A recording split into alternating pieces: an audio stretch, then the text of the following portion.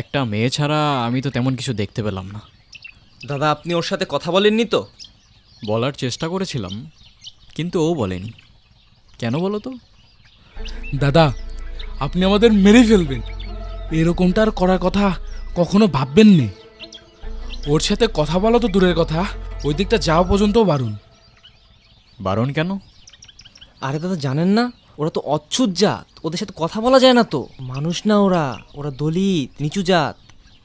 দাদা, আপনি তাড়াতাড়ি গা ত্যাগ করুন, জানাজানি হলে আমাদের আর রক্ষে নেই। এই চল চল।